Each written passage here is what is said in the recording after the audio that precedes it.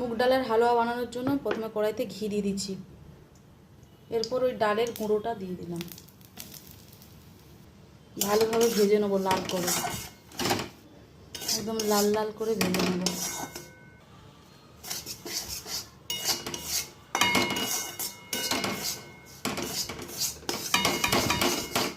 ভাজা হয়ে গেছে, এবার আমি চিনি দিয়ে দেবো।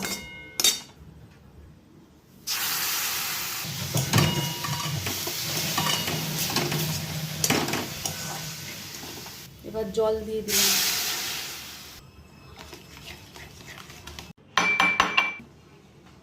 এলাচের গুঁড়ো,